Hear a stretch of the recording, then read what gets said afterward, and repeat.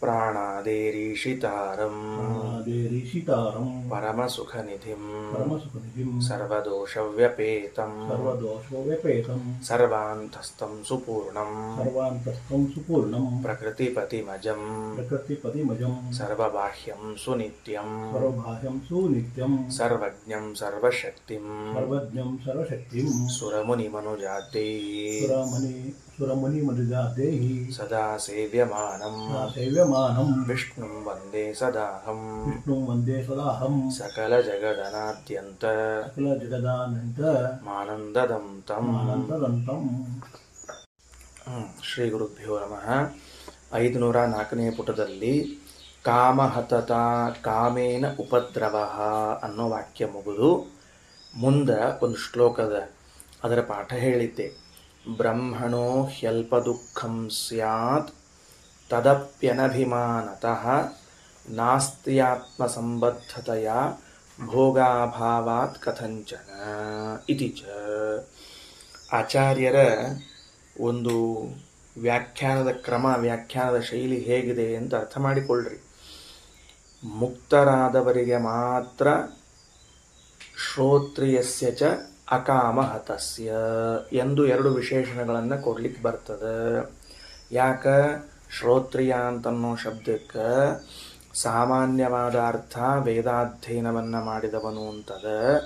ಆ ಅರ್ಥವನ್ನು ಇಟ್ಟುಕೊಂಡ್ರೆ ಇದು ಒಬ್ಬನಿಗೆ ವಿಶೇಷಣವನ್ನಾಗಿ ಹೇಳಬೇಕು. ವೇದಾಧ್ಯಯನವನ್ನು ಮಾಡಿದವನು ಯಾರು? ಉದಾಹರಣೆಗೆ ಇಂದ್ರದೇವರು ಅಂತ ಇಟ್ಟುಕೊಳ್ರಿ. ಇಂದ್ರದೇವರು ವೇದಾಧ್ಯಯನವನ್ನು ಮಾಡಿದವರು ಅಂತಂದ್ರೆ ಈಗ ವೇದಾಧ್ಯಯನವನ್ನು ಮಾಡದೇ ಇರುವ ಇಂದ್ರರು ಅಂತ ಯಾರಾದರೂ ಇರಬೇಕಾಗ್ತದೆ.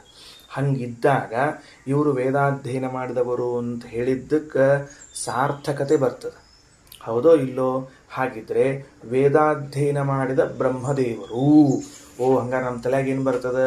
ವೇದಾಧ್ಯಯನವನ್ನು ಮಾಡದೇ ಇದ್ದ ಬ್ರಹ್ಮದೇವರು ಇದ್ದಾರೆ ಅಂತ ತಲೆಯಾಗ ಬರ್ತದೆ. ಇದು ಅಸಂಭಾವಿತ. ಯಾಕೆ ಅಸಂಭಾವಿತ? ಎಲ್ಲರೂ ವೇದಾಧ್ಯಯನವನ್ನು ಮಾಡಿರಲೇಬೇಕು, ಮಾಡಿರ್ತಾರೆ ಹೊರತಾಗಿ ಅದಕ್ಕೆ ವಿಶೇಷಣ ಕೊಡುವ ಅವಶ್ಯಕತೆ ಇಲ್ಲ.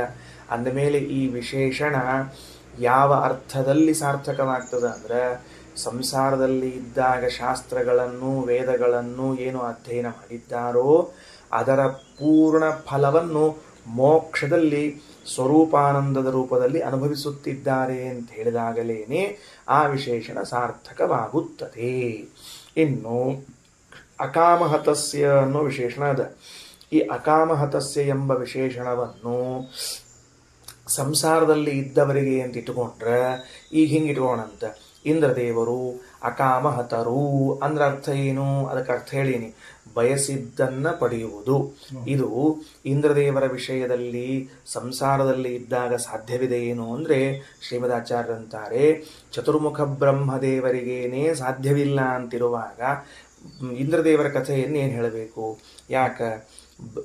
ಬ್ರಹ್ಮದೇವರು ಬಯಸಿದ್ದು ಒಂದು ಕ್ಷಣ ತಡವಾಗಿ ಸಿಗುತ್ತದೆ ಅಂತ ಹೇಳ್ತಾರೆ. ಒಂದು ಕ್ಷಣ ತಡವಾಗಿ. ಮಹಾಭಾರತದ ವಾಕ್ಯ ಅಂತ, ಬ್ರಹ್ಮಣೋಪಿ ಹ್ಯಮುಕ್ತಸ್ಯ ನಾಕಾಮ ಹತತಾ ಪರ ಯತಸ್ತಸ್ಯಾಪಿ ಕಾಮಸ್ಯ ಕ್ಷಣ ವ್ಯವಹಿತರ್ಭವೇತ್ ಅಂತ ಹಿಂದಿನ ವಾಕ್ಯ.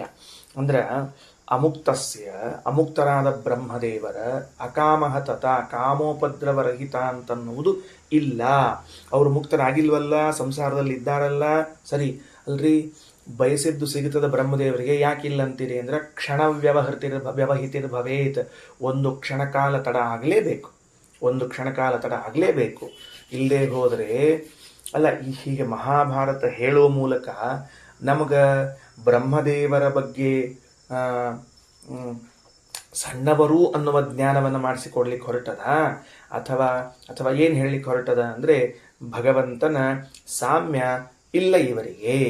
ಭಗವಂತನು ಬಯಸಿದ್ದು ಸಿಕ್ಕಿಬಿಡ್ತದೆ, ಬ್ರಹ್ಮದೇವರು ಬಯಸಿದ್ದು ಸಿಕ್ಕಿಬಿಡ್ತದೆ ಅಂತಾದರೆ ಮತ್ತೆ ವ್ಯತ್ಯಾಸ ಏನು? ಆದ್ದರಿಂದ ಒಂದು ಕ್ಷಣ ವಿಳಂಬವಾಗಿ ಬ್ರಹ್ಮದೇವರಿಗೆ ಸಿಕ್ಕಾಗ ಭಗವಂತ ಕ್ಷಣದಲ್ಲಿ ಸಿಗುತ್ತದೆ. ಆದ್ದರಿಂದ ಅವನಿಗೂ ಇವರಿಗೂ ಸಾಮ್ಯವಿಲ್ಲ. ಇದು ಜ್ಞಾನಿಗಳ ಅನುಭವ ಸಿದ್ಧ. ಅದರಿಂದ ಆ ಮಾತನ್ನು ಹೇಳಿದ್ದಾರೆ. ಅದರ ಮೇಲೆ ಒಂದು ಪ್ರಶ್ನೆ ಬಂತು. ಏನು? ಕಾಮೋಪಹತಿ ಇಲ್ಲ ಅಂತಂದ್ರೆ ಹಂಗಾರೆ ಈಗ ಒಂದು ಕ್ಷಣ ತಡ ಆತು ಅಂತಂದ್ರೆ ದುಃಖ ಆಗಂಗಿಲ್ಲ ಏನು ಬ್ರಹ್ಮದೇವರಿಗೆ ಅಂದ್ರೆ? ಹೌದು, ಆಗ್ತದೆ ಅಲ್ರಿ. ಯಾಕಾಗೋದಿಲ್ಲ? ಎಲ್ರಿಗೂ ಆಗೋ ಹಂಗಾಗ್ತದೆ. ಬ್ರಹ್ಮಣೋ ಹಿ ಅಲ್ಪ ದುಃಖಂ ಸ್ಯಾತ್. ಬ್ರಹ್ಮದೇವರಿಗೂ ಅಲ್ಪ ದುಃಖ ಉಂಟೇ ಉಂಟು. ಮತ್ತು ಬ್ರಹ್ಮದೇವರು ದುಃಖ ಅಸಂಪೀಡಿತರು ಅಂತ ಕೇಳಿದ್ವಿ, ಬ್ರಹ್ಮದೇವರಿಗೆ ಎಂದೆಂದೂ ದುಃಖ ಆಗುವುದೇ ಇಲ್ಲ ಅಂತ ಕೇಳಿದ್ವಿ. ಮತ್ತು ನೀವಿಲ್ಲಿ ಮಹಾಭಾರತದ ವಾಕ್ಯವನ್ನು ತೆಗೆದುಕೊಂಡು ಬ್ರಹ್ಮದೇವರಿಗೆ ಅಲ್ಪ ದುಃಖದ ಅಂತಿರಲ್ಲ ಅಂದ್ರೆ ಆದರೆ ಆ ದುಃಖ ಹೆಂಗದ ಅಂದ್ರೆ ಅವರಿಗೆ ಅನುಭವಕ್ಕೆ ಬರದೇ ಇರುವಂಥ ದುಃಖ ಅದ. ಏನು ವಿರುದ್ಧ ಮಾತಾಡ್ತೀರಿ? ಎಲ್ಲರ ದುಃಖ ಅದ ಅಂತ ಅನುಭವಕ್ಕೆ ಬರಂಗಿಲ್ಲ ಅಂತ ನೋಡ್ರಿ. ಸ್ವಲ್ಪ ಬುದ್ಧಿ ನೆಟ್ಟಿಗಿಟ್ಕೊಂಡು ಮಾತಾಡ್ರಿ.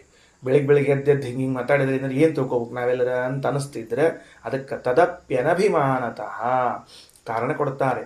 ದುಃಖ ಉಂಟು, ಆದರೆ ಆ ದುಃಖ ಅನುಭವಕ್ಕೆ, ದುಃಖ ಅನುಸಂಧಾನಕ್ಕೆ ಯಾಕೆ ಬರ್ತಿಲ್ಲ ಅಂದರೆ ಅನಭಿಮಾನತಃ ಅವರಿಗೆ ಅಭಿಮಾನವಿಲ್ಲವಾದದ್ದರಿಂದಾಗಿ ದೇಹಾಭಿಮಾನವೂ ಇಲ್ಲ, ವಿಷಯಾಭಿಮಾನವೂ ಇಲ್ಲ.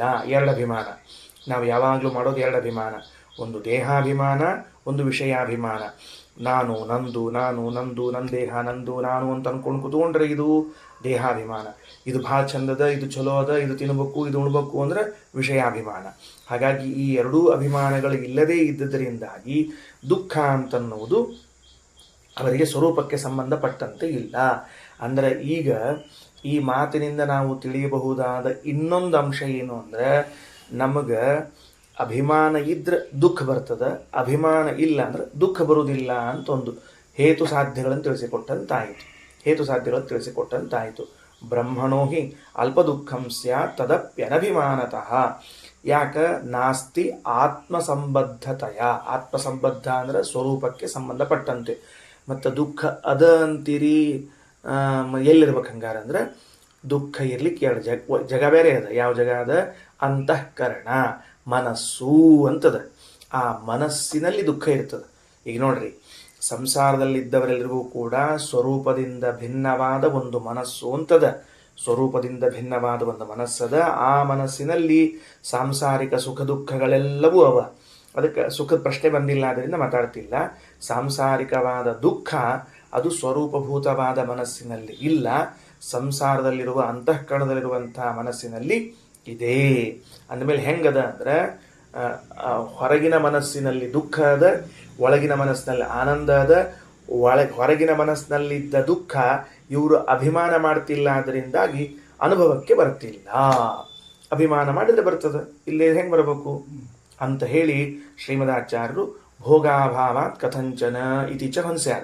ಅಂದರೆ ಇಷ್ಟು ಮಹಾಭಾರತದ ವಾಕ್ಯವನ್ನು ಕೊಟ್ಟದರಿಂದ ನಮಗೇನು ತಿಳಿತು ಅಂದರೆ, ಮುಕ್ತರಾದವರಿಗೆ ಮಾತ್ರ ಕಾಮೋಪದ್ರವರಹಿತ ಶ್ರೋತ್ರಿಯರು ಅಂತ ಕರಿಬೇಕು. ಅಂದ ಮೇಲೆ ಈ ಶ್ರುತಿವಾಕ್ಯ ಸಂಸಾರದಲ್ಲಿದ್ದವರ ಆನಂದದ ತಾರತಮ್ಯವನ್ನು ಹೇಳ್ತದೆ ಅಂತ ಅರ್ಥ ಮಾಡಬಾರದು.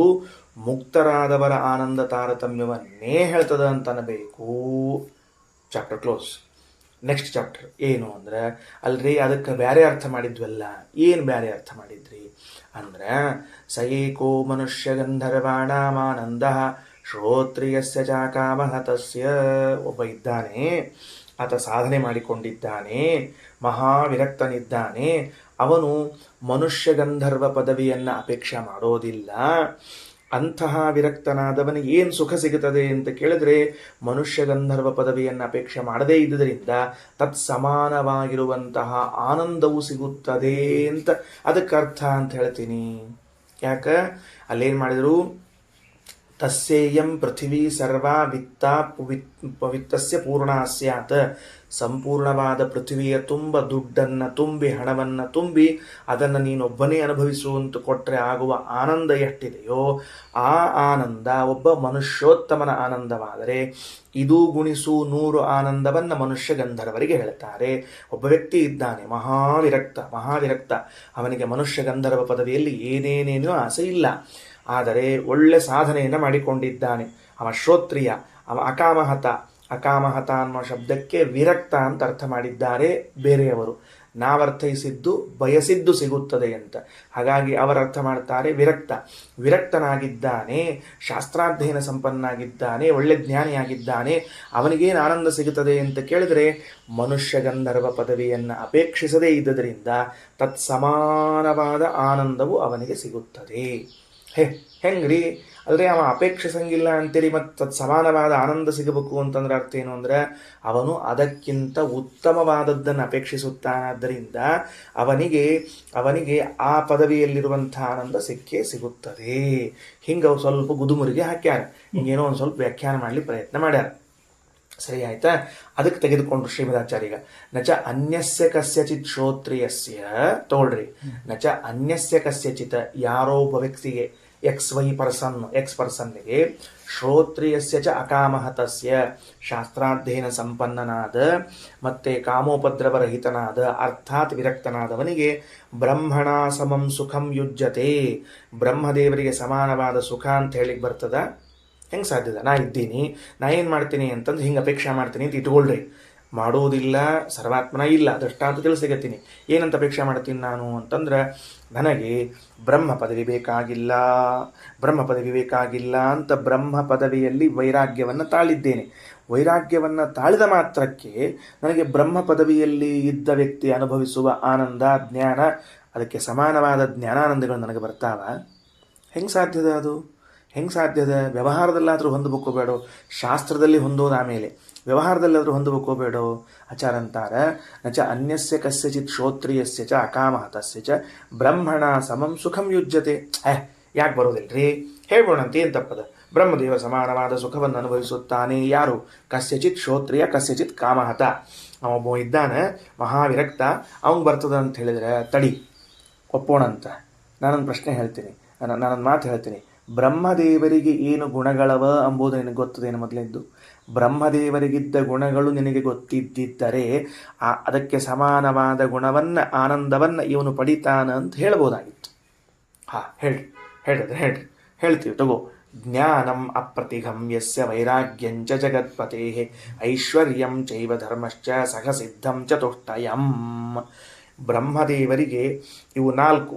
ಯಾವುದು ನಾಲ್ಕು ಅಂದರೆ ಎತ್ತಿ ಹೇಳಬಹುದಾದ ನಾಲ್ಕು ಮಾತ್ರ ಅಲ್ಲ, ನೆನಪಿಟ್ಟುಕೊಳ್ರಿ, ನಾಲ್ಕು ಮಾತ್ರ ಅಲ್ಲ, ಎತ್ತಿ ಹೇಳಬಹುದಾದ. ನೀವು ಏನು ಉಣ್ತೀರಿ ಅಂತ ಕೇಳಿದ್ದಕ್ಕೆ ಅವ ಮತ್ತು ಹೋಳಿಗೆ ಮಂಡಿಗೆ ಹಿಂಗೆ ಹೇಳಿದ. ನೀವು ಅನ್ನ ಸಾರು ಉಣ್ಣಂಗಿಲ್ಲ ಅಂದರೆ ಎಲ್ಲರೂ ಉಣ್ತಾರೆ, ಅದನ್ನು ಹೇಳೋದಬೇಕಾಗಿಲ್ಲ. ಎಲ್ಲರೂ ಉಣ್ಣೋದು ಯಾವ ಎತ್ತಿ ಹೇಳಬಹುದಿರ್ತಾವ ಅಂತ ಹೇಳಿರ್ತಾರೆ ಅಷ್ಟೇ. ಹೌದು, ಅಲ್ಲ, ಎತ್ತು ಹೇಳ್ಬಹುದಾದಂತಹದ್ದು. ಅದಕ್ಕೆ ಬ್ರಹ್ಮದೇವರಲ್ಲಿ ನಾಲ್ಕವ ಅಂದ್ಕೊಳ್ಳಿ, ಹಂಗಾರೆ ನಾಲ್ಕವ ಅಂತ ಹಿಂಗೆ ಅನ್ಕೋಬಾರ್ದು. ಹೇಳಬಹುದಾದದ್ದು, ಮೆನ್ಷನ್ ಮಾಡಬಹುದಾದದ್ದು ಅಂತ ತಿಳ್ಕೊಳ್ರಿ. ಏನು? ಜ್ಞಾನಂ ಅಪ್ರತಿಘಂ. ಏನು ಆ ಜ್ಞಾನ? ಬ್ರಹ್ಮದೇವರ ಜ್ಞಾನದ ಬಗ್ಗೆ ಮಾತು ನೋಡ್ಕೊಳ್ರಿ. ಇದು ಪ್ರಾಯ ಮಹಾಭಾರತದ ವಾಕ್ಯ ಅಲ್ಲ, ನಾ ಎಲ್ಲೋ ಬೇರೆ ಕಡೆ ಓದಿದ್ದು ಬ್ರಹ್ಮಾಂಡ ಪುರಾಣದ ವಾಕ್ಯ ಅಂತ ಅನಿಸ್ತದೆ. ಇರಲಿ, ಇನ್ನೊಂದ್ಸರಿ ನೋಡೋಣಂತ ಆಮೇಲೆ. ಅಂದರೆ ಭಾರತದ್ದೋ ಬ್ರಹ್ಮಾಂಡದ್ದೋ ಇಷ್ಟೇ ವ್ಯತ್ಯಾಸ. ಶ್ಲೋಕ ಸರಿ ಅದ. ಜ್ಞಾನಂ ಅಪ್ರತಿಘಂ. ಅಪ್ರತಿಘಂ ಅಂದ್ರೆ ಏನು? ಅಪ್ರತಿಮವಾದ ಜ್ಞಾನ. ಆ ಬ್ರಹ್ಮದೇವರಿಗಿರುವಂತಹ ಜ್ಞಾನ ಮತ್ತೊಬ್ಬರಿಗೆ ಇರ್ಲಿಕ್ಕೆ ಸಾಧ್ಯವೇ ಇಲ್ಲ. ದೇವತೆಗಳ ಕಕ್ಷದಲ್ಲಿ, ದೇವತೆಗಳಲ್ಲಿ ಯಾರಿಗೂ ಕೂಡ ಬ್ರಹ್ಮದೇವರಿಗೆ ಸಮಾನವಾಗಿರುವಂತಹ ಜ್ಞಾನ ಇರ್ಲಿಕ್ಕೆ ಸಾಧ್ಯ ಇಲ್ಲ. ಅಪ್ರತಿಘ ಅನ್ನೋ ಶಬ್ದಕ್ಕೆ ಒಂದರ್ಥ ಅಪ್ರತಿಮ, ಅಸದೃಶ ಅಂತ ಬರ್ಕೊಂಡು ಬಾರ್ ಹಾಕ್ಕೊಂಡು ಪೂರ್ಣ ಅಂತ ಬರ್ಕೋಬೇಕು. ಎರಡನೇದ ಅರ್ಥ ಅಪ್ರತಿಘಂ ಅಂತನ್ನೋ ಶಬ್ದಕ್ಕೆ ಅಪ್ರತಿಘವಾದ ಜ್ಞಾನ ಇದೆ ಅಂತ ಹೇಳುವಾಗ ಪೂರ್ಣವಾದ ಜ್ಞಾನ ಇದೆ. ಅವರು ಆಚಾರ್ಯರು ಪ್ರಾಯ ಬೇರೆ ಗ್ರಂಥಗಳಲ್ಲಿ ಹೇಳುವಾಗ, ಗೀತಾ ತಾತ್ಪರ್ಯದಲ್ಲಿ ಹೇಳುವಾಗ ಒಂದು ಮಾತನ್ನಂತಾರೆ. ಏನು ಅಂದರೆ, ಬ್ರಹ್ಮದೇವರ ಜ್ಞಾನ ಎಷ್ಟು ಪೂರ್ಣ ಅದ ಅಂತಂದ್ರೆ ದೇವರ ಕಡೆ ಪಾಠಕ್ಕೆ ಹೋಗೋದಕ್ಕೆ ಒಂದೇ ಒಂದು ಕಾರಣ ಅಂತ. ಏನೊಂದು ಕಾರಣ? ನಾ ಪಾಠಕ್ಕೆ ಹೋದ್ರೆ ದೇವರಿಗೆ ಸಂತೋಷ ಆಗ್ತದ ಅಂತ ಪಾಠಕ್ಕೆ ಹೋಗೋದಂತ. ದೇವರಿಗೆ ಸಂತೋಷ. ಇನ್ನೊಂದು ಅಂಶದಲ್ಲಿ ಹೇಳ್ತಾರ, ಆ ವಿಷಯ ಬೇರೆ. ಭಗವಂತನ ಬುದ್ಧಿಯಲ್ಲಿದ್ದದ್ದೆಲ್ಲ ಇವರಿಗೆ ಬರಲಿಕ್ಕಿಲ್ಲ, ಅದು ಅಂಶವನ್ನು ತಿಳಿಸ್ಬೇಕು ಅಂತದ, ಅದು ಒಪ್ಪೋಣ ಅಂತ. ಕೆಳಗಿನ ದೇವತಾ ದೃಷ್ಟಿಯಿಂದ ನೋಡಿದಾಗ, ಗರುಡಶೇಷ ರುದ್ರದೇವರು ಎಲ್ಲರನ್ನ ಇಟ್ಟುಕೊಂಡಾಗ, ಈ ಜೀವ ಪ್ರಪಂಚದಲ್ಲಿ, ಜೀವಜಾತದಲ್ಲಿ ಕೊನೆ ಮೆಟ್ಲಲ್ಲಿ ಕೂತಿರುವಂತಹ ಜ್ಞಾನ, ವ್ಯಕ್ತಿಯ ಜ್ಞಾನ ಎಷ್ಟದ ಅಂದರೆ, ದೇವ್ರ ಕಡೆ ಪಾಠಕ್ಕೆ ಹೋಗಿ ಷಣ್ಣೋಮಿತ್ರ ಸಂವರ್ಣ ಅಂತ ಹಿಂಗೆ ಹಿಡ್ಕೊಂಡು ನಮಸ್ಕಾರ ಹಾಕಿ ಕೂತ್ರೆ ದೇವರು ಸಂತೋಷ ಪಡ್ತಾನಂತ. ಇವನು ಇಷ್ಟು ಪೂರ್ಣ ಪ್ರಜ್ಞನಿದ್ದಾನೆ, ಇವರು ಪೂರ್ಣ ಪ್ರಜ್ಞರೇ ಆಗಿದ್ದಾರೆ, ಅವರು ನನ್ನ ಬಳಿ ಪಾಠಕ್ಕೆ ಬಂದಿದ್ದಾರೆ ಅಂದರೆ ನನಗೊಂದು ಸಂತೋಷ ಅಂತ ತೃಪ್ತಿ ಪಡ್ತಾನಂತೆ ಪರಮಾತ್ಮ. ಇಷ್ಟು ಜ್ಞಾನದ. ಈಗ ನಾನು ಬ್ರಹ್ಮ ಪದವಿ ಅಪೇಕ್ಷೆ ಪಡಲಿಲ್ಲ ಅಂದ್ರೆ ನಂಗೆ ಅಷ್ಟು ಜ್ಞಾನ ಬರ್ತದ? ಹೆಂಗೆ ವ್ಯವಹಾರ ಮಾಡ್ತೀಯಪ್ಪ? ಯಸ್ಯ ವೈರಾಗ್ಯಂ ಅಪ್ರತಿಘಂ. ಯಾರಲ್ಲಿರುವ ವೈರಾಗ್ಯ ಅಸದೃಶವಾದ ವೈರಾಗ್ಯ ಅದು. ಬ್ರಹ್ಮದೇವರು ವಾಯುದೇವರು ಮಾಡುವಂತಹ ಅವರಲ್ಲಿರುವಂತಹ ವೈರಾಗ್ಯಕ್ಕೆ ಸದೃಶವಾದ ವೈರಾಗ್ಯ ಜಗತ್ತಿನಲ್ಲಿ ಯಾರ್ಯಾರಲ್ಲೂ ಸಿಗುವುದಿಲ್ಲ. ಆಚಾರ್ಯರ ದಾರ್ಢ್ಯ ಎಷ್ಟದ ನೋಡ್ರಿ, ಬ್ರಹ್ಮದೇವರಲ್ಲಿದ್ದ ವೈರಾಗ್ಯ ಯಾರಲ್ಲೂ ಇಲ್ಲ. ಜಗತ್ಪತೇಹೇ ಐಶ್ವರ್ಯಂ, ಆ ಬ್ರಹ್ಮದೇವರಲ್ಲಿರುವಂತಹ ಪ್ರಭುತ್ವ, ಜಗತ್ಪತಿಗಳವರು, ಜಗತ್ಪತಿಗಳು, ಅವರ ಪ್ರಭುತ್ವ ಇನ್ಯಾರಿಗೆ ಬರ್ತದೆ? ಆ ಒಡೆತನ ಇನ್ಯಾರಿಗೆ ಬರ್ತದೆ? ರಾಮಾವತಾರ ಮುಗೀತು, ರಾಮದೇವರು ಎಲ್ಲರನ್ನ ಕರ್ಕೊಂಡು ಹೋದ್ರು, ಬ್ರಹ್ಮದೇವರು ಬಂದಿದ್ರು ಕರ್ಕೊಂಡು ಹೋಗ್ಲಿಕ್ಕೆ. ಗೇಟ್ ತನಕ ಹೋಗಿ ಪೂರ್ಣಕುಂಭ ಸ್ವಾಗತ ಮಾಡ್ಕೊಂಬರೋದು ಅಂತ ಇರ್ತದಲ್ಲ, ಹಂಗೆ ಬ್ರಹ್ಮದೇವರು ಬಂದು ಪೂರ್ಣಕುಂಭ ಸ್ವಾಗತ ಮಾಡ್ಕೊಂಡು ಬ್ರಹ್ಮದೇವರು ಕರ್ಕೊಂಬಂದ್ರು. ರಾಮದೇವರಿಗೆ ಬ್ರಹ್ಮದೇವರು ಕೇಳಿದ್ರಂತ, ನಿನ್ನ ಜೊತೆಗೆ ಇಷ್ಟೆಲ್ಲ ಜೀವರಾಶಿಗಳು ಬಂದಾರ, ಮೋಕ್ಷಕ್ಕೆ ಹೋಗ್ಬೇಕು, ಎಲ್ಲ ಜೊತೆಗೆ ಬಂದಾರ, ಯಾರ್ಯಾರಿಗೆ ಏನೇನು ಲೋಕಗಳನ್ನು ಕೊಡಬೇಕು ಅಂತ ನೀ ಹೇಳು ಸ್ವಾಮಿ ಅಂತ ಕೇಳಿದ್ರಂತ. ಏನಂದ ಗೊತ್ತೇನು ಪರಮಾತ್ಮ? ಜಗದ್ಗುರುತ್ವಮಾದಿಷ್ಟಂ ಮಯಾತೆ ಕಮಲೋದ್ಭವ, ನಿನ್ನನ್ನು ಜಗದ್ಗುರು ಅಂತ ಮಾಡಿ ಕೂಡ್ಸೀನಿ, ನೀ ಹೆಂಗೆ ಬೇಕಂಗೆ ಡಿಸಿಷನ್ ತಗೋಬೇಕು, ನಾನೇನು ಕೇಳ್ತೀವಿ ಅದಕ್ಕೆ? ಇದು ಈಗ ಬ್ರಹ್ಮ ಪದವಿ ಅಪೇಕ್ಷೆ ಬಿಟ್ಟಾನ, ಅವಂಗಿದು ಬರ್ತದ? ಹೆಂಗೆ ಹೇಳೋದೆಲ್ಲರ? ಆಚಾರ ಅಂತಾರ, ಜಗದ್ಗುರುತ್ವಂ ಆದಿಷ್ಟಂ, ಭಗವಂತ ಬ್ರಹ್ಮದೇವರಿಗೆ ನೀನು ಜಗದ್ಗುರು, ಈ ಟೇಕ್ ಓನ್ ಡಿಸಿಷನ್, ನಿಂಗೆ ಏನು ಬೇಕು ಡಿಸಿಷನ್ ತಗೋಬಹುದು ಅಂತ ಕೊಟ್ಬಿಟ್ಟ ಚಾನ್ಸ್. ಹೆಂಗೆ ಹೇಳ್ತೀಯಪ್ಪ? ಜಗತ್ಪತೇ ಐಶ್ವರ್ಯಂಚ ಧರ್ಮಶ್ಚ, ಆ ವಾಯುದೇವರು ಬ್ರಹ್ಮದೇವರು ಮಾಡುವಂತಹ ಧರ್ಮಗಳನ್ನು ಈ ಲಂಗೋಟಿ ದಾಸ ಮಾಡ್ತಾರ, ಈ ಸಂಧ್ಯಾನೆ ಮಾಡ್ಲಿಕ್ಕೆ ಬರೋದಿಲ್ಲ, ಈ ಮಾಡ್ಲಿಕ್ಕೆ ಬರೋದಿಲ್ಲ, ನಾ ಬ್ರಹ್ಮದೇವರು ಸಹಸಿದ್ಧಂ ಚತುಷ್ಟಯಂ, ಇದು ಯಾವುದೂ ಕಲ್ತಿಲ್ಲ ಅವರು, ಇದು ಯಾವುದೂ ಕಲ್ತಿಲ್ಲ, ಸಹಸಿದ್ಧ ಇನ್ಬಿಲ್ಟ್ ಜೊತೆಗೇ ಬಂದಿದೆ ಅವರು, ರುಜುಗಣಸ್ತ್ರ ಜೊತೆಗಿರುವಂಥದ್ದು. ಅಂದಮೇಲೆ ಇತ್ಯಾದಿನ ಶ್ರೋತ್ರಿಯತ್ವಾದಿ ಗುಣೈ ತಸ್ಸೈವ ಅನ್ಯೇಭ್ಯ ಆಧಿಕ್ಯಾತ್, ಶ್ರೋತ್ರಿಯತ್ವಾದಿ ಎಲ್ಲ ಗುಣಗಳು ಬ್ರಹ್ಮದೇವರಲ್ಲಿ ಇನ್ನುಳಿದವರಿಗಿಂತ ಅತ್ಯಧಿಕವಾಗಿವೆ. ಆದ್ದರಿಂದ ಎಂದೆಂದೂ ಆ ಬ್ರಹ್ಮದೇವರ ಪದವಿಯಲ್ಲಿ ಅಪೇಕ್ಷೆ ಪಡದೇ ಇದ್ದವನು ಬ್ರಹ್ಮದೇವರಿಗೆ ಸಮಾನವಾಗಿರುವಂತಹ ಸುಖವನ್ನು ಪಡಿತಾನೆ, ಆನಂದವನ್ನು ಪಡಿತಾನೆ ಅಂತ ಹೇಳಬಾರದು. ಈಗ ಆ ವ್ಯಾಖ್ಯಾನವನ್ನು ಪುನರ್ವಿಮರ್ಶೆಗೊಳಪಡಿಸ್ತಾರೆ ಶ್ರೀಮದಾಚಾರ್ಯ. ಯಾವ ವ್ಯಾಖ್ಯಾನವನ್ನು ಪುನರ್ವಿಮರ್ಶೆಗೊಳಪಡಿಸೋದು? ಈ ಪದವಿ ಅಪೇಕ್ಷಾ ಮಾಡಲಿಲ್ಲವನು, ಅದಕ್ಕೆ ಆ ಪದವಿಗಿಂತ ಅವನಿಗೆ ಅದು ಆನಂದ ಅಂಥದ್ದು ಸಿಗ್ತದೆ ಅಂತಂದಾರಲ್ಲ, ಎಲ್ಲದ ಇದು? ನೋಡಿ ತಗೋ. ನಚ ಇಂದ್ರಪದಾದ್ವಿರಕ್ತಸ್ಯ ಇಂದ್ರ ಸಮಸುಖಂ ಬ್ರಹ್ಮಪದಾದ್ವಿರಕ್ತಸ್ಯ ತತ್ಸಮಮಿತ್ಯತ್ರ ಕಿಂಚಿನ್ಮಾನಮಸ್ತಿ. ಏನು? ನಾನು ಇಂದ್ರ ಪದವಿಯನ್ನು ಅಪೇಕ್ಷಾ ಮಾಡುವುದಿಲ್ಲ ಅಂದ ಮಾತ್ರಕ್ಕೆ ನನಗೆ ಇಂದ್ರ ಪದವಿಯಲ್ಲಿರುವ ಸುಖಕ್ಕೆ ಸಮಾನವಾದ ಸುಖ ಸಿಗುತ್ತದೆ ಅಂತಿದೆಯಾ? ಪ್ರಮಾಣ ಇಲ್ಲದ ಹಂಗೆ ಕಪೋಲ ಕಲ್ಪಿತವಾದ ಕಥೆಗಳನ್ನು ಹೇಳಬೇಡ್ರಿ. ಇದು ಉಪನಿಷತ್ತು, ಪಾಮರ ಜನರನ್ನು ಮನೋರಂಜನೆ ಮಾಡಲಿಕ್ಕಿರುವ ಕಾವ್ಯ ಅಲ್ಲ ಇದು. ಪಾಮರ ಜನರನ್ನು ಮನೋರಂಜನೆ ಮಾಡಲಿಕ್ಕಿದ್ದ ಕಾವ್ಯ ಆದರೆ ನೀವು ಕಥೆಗಳನ್ನು ಬೇಕಾದಷ್ಟು ಕಟ್ಟ್ರಿ, ಪ್ರಮಾಣ ಕೊಡು. ಮಹಾಭಾರತ, ರಾಮಾಯಣ, ಭಾಗವತ ಪ್ರಮಾಣ ಕೊಡು. ನಚ ಇಂದ್ರ ಪದಾದ್ ವಿರಕ್ತಸ್ಯ ಇಂದ್ರ ಸಮಂ ಸುಖಂ ಭವತಿ. ಅಲ್ರಿ, ಇಂದ್ರ ಪದವಿಯಿಂದ ವಿರಕ್ತ ಆಗ್ಯಾನಂತ ಇಂದ್ರನ ಸಮಾನವಾದ ಸುಖ ಆಗ್ತದಂತ. ಬ್ರಹ್ಮ ಪದಾದ್ ವಿರಕ್ತಸ್ಯ, ಬ್ರಹ್ಮ ಪದವಿಯಿಂದ ವಿರಕ್ತನಾದವನಿಗೆ ತತ್ಸಮಂ, ಬ್ರಹ್ಮದೇವರಿಗೆ ಸಮಾನವಾದ ಸುಖ ಆಗ್ತದೆ. ಇತ್ಯತ್ರ ಕಿಂಚಿನ್ ಮಾನಂ ಅಸ್ತಿ. ಇಲ್ಲೆಲ್ಲದ ಪ್ರಮಾಣ? ಮಾನ ಅಂದರೆ ಪ್ರಮಾಣ. ಈ ವಿಷಯದಲ್ಲಿ ಪ್ರಮಾಣ ಎಲ್ಲದ? ಕಿಂಚಿನ್ ಮಾನಂ ಶಬ್ದ ಹೆಂಗೆ ಬಿಡಿಸ್ಬೇಕು ಅದನ್ನು ನೋಡ್ಕೊಳ್ರಿ. ಕಿಂಚಿನ್ ಮಾನಂ ಅಂದ್ರೆ ಕಿಂಚಿತ್ ಮಾನಂ ಅಸ್ತಿ ಅಲ್ರಿ. ನ ಅನ್ನೋದು ಮೊದಲದ, ಅದನ್ನು ಸೇರಿಸ್ಕೋಬೇಕು. ನ ಕಿಂಚಿತ್ ಮಾನಮಸ್ತಿ, ಯಾವ ಪ್ರಮಾಣವೂ ಇಲ್ಲ. ಆಮೇಲೆ ಅದಕ್ಕೆ ಅವ ಒಂದು ದೃಷ್ಟಾಂತ ಕೊಡ್ತಾನೆ. ಅದಕ್ಕೆ ರಘುತ್ತಮ ಸ್ವಾಮಿಗಳವರು ಚಂದ ತಿಳಿಸ್ಯಾರ. ದೃಷ್ಟವಸ್ತುನಿ ವಿರಾಗೆ ಆಯಾಸಾಭಾವಾತ್ ಕಶ್ಚಿತ್ ಸುಖ ವಿಶೇಷ ದೃಶ್ಯತೆ. ಹೌದು, ಲೋಕದಲ್ಲಿ ಹಂಗೆ ಕಂಡದ. ಏನು ಕಂಡದ? ಲೋಕದಲ್ಲಿ ಯಾವುದೋ ಒಂದು ವಸ್ತುವಿನಲ್ಲಿ ಯಾವುದನ್ನು ಆಯಾಸಪಟ್ಟು ಪಡೆಯಬೇಕಾಗಿದೆಯೋ ಆ ವಿಷಯದಲ್ಲಿ ಅವನು ವಿರಕ್ತನಾದಾಗ ಅವನಿಗೆ ಅಷ್ಟು ಸಂತೋಷ ಆಗಿದ್ದು ಕಂಡಿದೆ ಅಂದ ಮಾತ್ರಕ್ಕೆ ಅದನ್ನು ಶಾಸ್ತ್ರದಲ್ಲಿ ಮಾನದಂಡ ಅಂತ ಇಡ್ಲಿಕ್ಕೆ ಬರೋದಿಲ್ಲ. ಏನು ಹಂಗಂದ್ರೆ ರಘುತ್ತಮ ಸ್ವಾಮಿಗಳವರ ವ್ಯಾಖ್ಯಾನ ಎಷ್ಟು ಚಂದ ಅಂತಾರೆ ನೋಡ್ರಿ. ಏನು ಅಂತಂದ್ರೆ, ಯಥಾ ಕರ್ಷಣ ಸಾಧ್ಯ ದೃಷ್ಟಧಾನ್ಯಾದೋ ವಿರಕ್ತಃ ಕೃಷೀವಲ ಸುಖ ಸಮ ಸುಖವಾನ್ ಉಪಲಬ್ಧ ಇತ್ಯನುಮಾನಸ್ಯೈವ ಮಾನತ್ವಾತ್ ಕಥಂ ಮಾನಾಭಾವ.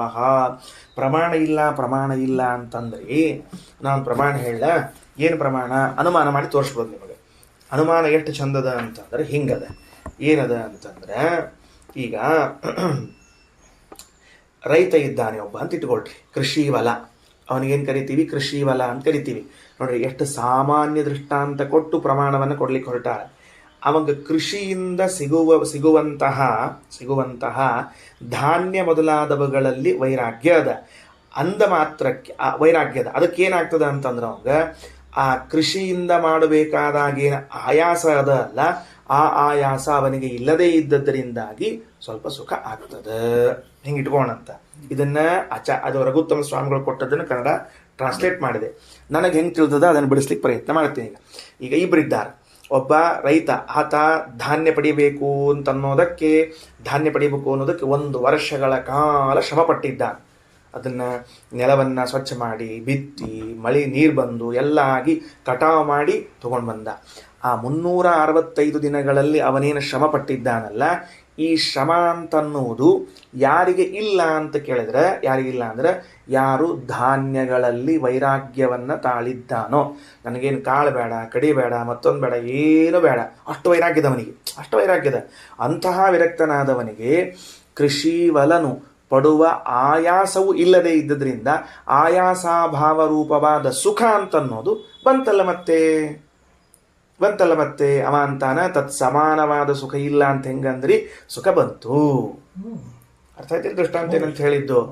ಈಗ ನನಗೆ ವಸ್ತ್ರದ ಮೇಲೆ ವೈರಾಗ್ಯ, ನಂಗೆ ಆ ವಸ್ತ್ರ ಬೇಕಾಗಿಲ್ಲ ಅಂತದ.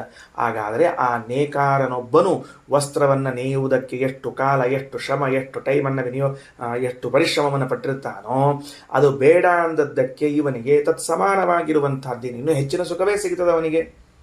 ಅಂದಮೇಲೆ ನೀವು ಯಾಕಿಲ್ಲ ಅಂದ್ರಿ? ದೃಷ್ಟವಸ್ತು ನಿವಿರಾಗೆ ಆಯಾಸಾಭಾವಾತ್ ಕಶ್ಚಿತ ಸುಖ ವಿಶೇಷೋ ದೃಶ್ಯತೆ. ಅಲ್ರಿ, ಇಲ್ಲಿ ಸುಖ ಎಲ್ಲಿ ಬಂದದ? ಇಲ್ಲಿ ಸುಖ ಇಲ್ಲದ, ಆಯಾಸ ಇಲ್ಲ ಅಷ್ಟೇ. ಆಯಾಸ ಇಲ್ಲ ಅಂಬೋದಕ್ಕೆ ಸುಖ ಇಲ್ಲ ಅಂತ ಅರ್ಥನ. ಈಗ ನೋಡ್ರಿ, ಮಾರ್ಕೆಟಿಂದ ಗಂಡ ಹೆಂಡತಿ ಇಬ್ರು ಬಂದಾರ ಅಂತ ಇಟ್ಕೊಳ್ರಿ. ಬಂದ ಹೊತ್ತಿನೊಳಗೆ ಗಂಡನೋ ಹೆಂಡತಿಯೋ ಯಾರೋ ಬ್ಯಾಗ್ಗಳನ್ನು ಹಿಡ್ಕೊಂಡು ಬಂದರು. ಇಬ್ರು ಮನೆಗೆ ಬಂದರು, ಬ್ಯಾಗ್ ಇಟ್ಟರು. ಇಲ್ಲಿಯವರೆಗೆ ಬ್ಯಾಗ್ ಹೊತ್ಕೊಂಡು ಬಂದವಂಗ ಒಂದು ಭಾರ ಅದ, ಅವ್ನ ಶ್ರಮ ಅದ. ಭಾರ ಹೊತ್ಕೊಂಡು ಬರದೇ ಇದ್ದವಂಗ ಅದೇನು ಇಲ್ಲೇ ಇಲ್ಲ. ಇಬ್ರು ಸಮಾನವಾಗಿ ನಡ್ಕೊಂಡ್ಬಂದಾರ. ನೆನಪಿಟ್ಟುಕೊಳ್ರಿ, ಇಬ್ರು ಒಂದೇ ಕಡೆ ಬಂದಾರ ಅಂದಮೇಲೆ ಈ ಹೊತ್ತುಕೊಂಡು ಬಂದವನಿಗೂ ಹೊತ್ತುಕೊಂಡು ಬರದೇ ಇದ್ದವನಿಗೂ ಕೂಡ ಏನದ ಮತ್ತೆ ವಿರಕ್ತನಾದ್ರಿಂದ ಅವ್ನಿಗೆ ಹೆಚ್ಚು ಸುಖ ಅದ ಅಂತೀನಿ. ಅಂದ್ರೆ ಇಲ್ಲಿ ಸುಖ ಎಲ್ಲಿ ಬಂತು ಅಂತ ಕೇಳಿದ್ರೆ ಆಯಾಸ ಮುಕ್ತನಾಗುವಿಕೆಯೇ ಸುಖ, ಬೇರೆ ಏನಿಲ್ಲ. ಸುಖ ಅಂದ್ರೆ ಏನು? ನಾವ್ ಹೆಂಗಂತೀವಿ, ಅಪ್ಪ ಲಗೇಜ್ ಯಾರೋ ತಗೊಂಬಂದ್ರಪ್ಪ ಆರಾಮಿತ್ತು ಅಂತೀವಿ. ಲಗೇಜ್ ಯಾರೋ ತಗೊಂಬಂದ್ರಪ್ಪ ಆರಾಮಿತ್ತು ಅಂತಂದ್ರೆ ಅದು ಆರಾಮಲ್ಲ, ಆಯಾಸ ಇಲ್ಲದೆ ಇರುವಿಕೆ. ಆ ಆಯಾಸ ಇಲ್ಲದೆ ಇರುವಿಕೆಯನ್ನೇ ನಾವೇನು ಕರಿತೀವಿ ಅಂದ್ರೆ ಸುಖ ಅಂತ ಕರಿತೀವಿ. ಆದ್ದರಿಂದ ಕೃಷಿವಲನು ಧಾನ್ಯವನ್ನು ಬೆಳೆಸಲಿಕ್ಕೆ ಏನು ಶ್ರಮವನ್ನು ಪಟ್ಟಿದ್ದಾನೋ ಆ ಧಾನ್ಯಗಳಲ್ಲಿ ವಿರಕ್ತನಾದವನಿಗೆ ಆ ಶ್ರಮವಿಲ್ಲದೆ ಇದ್ದರಿಂದ ತತ್ಸಮಾನವಾಗಿರುವಂತಹ ಸುಖ ಸಿಕ್ಕೇ ಸಿಗ್ತದೆ. ವಿಶೇಷೋ ದೃಶ್ಯತೆ ಅಂತಂತೀವಿ ಅಂದ್ರೆ ಅದು ಅಬದ್ಧ. ಹಂಗೆ ಎಂದೆಂದೆಂದೆಂದೂ ಇಲ್ಲ. ಯಾಕ? ಅನ್ಯತ್ರ ಬ್ರಹ್ಮಪದಾದ್ ವಿರಕ್ತಸ್ಯ ಇಂದ್ರಪದಾದ್ ವಿರಕ್ತಸ್ಯ ನ ಕಶ್ಚಿದ್ ವಿಶೇಷೋ ದೃಶ್ಯತೆ. ಇಲ್ಲಿ ಹೇಳಿಯಲ್ಲೋ ಇಟ್ಕೋ. ಈ ದಾಷ್ಟಾಂತಿಕದಲ್ಲಿ ಹೊಂದಬೇಕಲ್ಲಿಗೆ ನಿನಗೆ ಎಲ್ಲಿ ಬ್ರಹ್ಮ ಪದದಿಂದ ವಿರಕ್ತನಾಗಿದ್ದಾನೆ, ಇಂದ್ರ ಪದದಿಂದ ವಿರಕ್ತನಾಗಿದ್ದಾನೆ. ಎರಡೂ ಪದವಿಗಳಲ್ಲೂ ಅವನಿಗೆ ವೈರಾಗ್ಯ ಅದ. ಯಾರೋ ಒಬ್ಬನಿದ್ದಾನ, ಅವನಿಗೆ ಇಂದ್ರ ಪದವಿಯೂ ಬೇಡ, ಬ್ರಹ್ಮ ಪದವಿಯೂ ಬೇಡ. ಅವನಿಗೇನು ಸುಖ ಆತಪ್ಪ ಹೇಳೋಣಂತ? ಏನು ಸುಖ ಆಯ್ತು? ಇಂದ್ರ ಪದವಿ ಸಮಾನ ಸುಖ ಆಯ್ತಾ? ಬ್ರಹ್ಮ ಪದವಿ ಸಮಾನ ಸುಖ ಆಯ್ತಾ? ಎರಡೂ ಪದವಿಗಳನ್ನು ಬೇಡ ಅಂತ ತ್ಯಾಗ ಮಾಡಿದವನಿಗೆ ಆ ಎರಡೂ ಪದವಿಗಳಲ್ಲಿ ಉಂಟಾಗುವ ಸುಖ ಆಗ್ತದ? ಆಗುವುದಿಲ್ಲ. ಅದಕ್ಕೆ ಇನ್ನೊಂದು ದೃಷ್ಟಾಂತ ಕೊಟ್ಟಾರ ರಘುತ್ತಮ ಸ್ವಾಮಿಗಳವರು. ಏನು ಅಂದರೆ, ಮಂತ್ರಿ ಇದ್ದಾನೊಬ್ಬ, ಇದು ತಿಳ್ಕೊಳ್ಳಿಕ್ಕೆ ಬರುವಂತಹದ್ದು. ಮಂತ್ರಿ ಇದ್ದಾನ. ಆ ಮಂತ್ರಿ ಪದವಿಯನ್ನ ಬಿಟ್ಟ, ಮಂತ್ರ ಪದವಿಯಿಂದ ವಿರಕ್ತನಾದ. ಒಬ್ಬ ವ್ಯಕ್ತಿ ಮಂತ್ರಿ ಪದವಿಯಿಂದ ವಿರಕ್ತನಾದ ಅಂದ ಮಾತ್ರಕ್ಕೆ ಮಂತ್ರಿ ಪದವಿಯಲ್ಲಿರುವಂತಹ ಸಮಾನವಾದ ಸುಖವನ್ನು ಅನುಭವಿಸ್ತಾನ. ಅವನು ರಾಜನಿದ್ದಾನೆ. ಆ ರಾಜ್ಯವೇ ಬೇಡ, ರಾಜ ಪದವಿಯೇ ಬೇಡ ಅಂತ ತಿಳ್ಕೊಂಡು ಬಿಟ್ಟ ಮಾತ್ರಕ್ಕೆ ಅಲ್ಲಿರುವಂತಹ ಸುಖವನ್ನು ಅನುಭವಿಸ್ಲಿಕ್ಕೆ ಬರ್ತದ? ಅಥವಾ ಈ ಮಂತ್ರಿಗೆ ರಾಜ್ಯಪದದ ಸುಖವನ್ನು ಅನುಭವಿಸ್ಲಿಕ್ಕೆ ಬರ್ತದ? ಬರೋದಿಲ್ಲ. ಅದನ್ನು ಬಿಟ್ಟ ಮಾತ್ರಕ್ಕೆ ಅದಕ್ಕೆ ಸಮಾನವಾದದ್ದಾಗಲಿ ಅದಕ್ಕೆ ಅಧಿಕವಾದದ್ದಾಗಲಿ ಸುಖವನ್ನು ಅನುಭವಿಸಲು ಬರುವುದಿಲ್ಲ. ಅದರಿಂದ ಶ್ರೋತ್ರೇಯಸ್ಯ ಚಾಕಾಮಹತಸ್ಯ ಅಂತ ಹೇಳಿದ್ದು ಇದು ನೀವು ಅಥೋ ಅನುಭವ ವಿರುದ್ಧತ್ವಾದ್ ಯತ್ಕಿಂಚಿದೇತತ. ಇದು ಎಲ್ಲರ ಅನುಭವಕ್ಕೆ ವಿರುದ್ಧವಾದದ್ದರಿಂದ ಇದೊಂದು ಅಸಮಂಜಸವಾದ ವ್ಯಾಖ್ಯಾನ, ಇದೊಂದು ದೂರದಲ್ಲಿ ಇಡಬೇಕಾದ ವ್ಯಾಖ್ಯಾನ ಇದು ತಿಳಿಸಿದರು. ಇನ್ನು ಹರಿವಂಶದಲ್ಲಿ ಬಂದ ಮಾತನ್ನು ಕೊಡ್ತಾರೆ.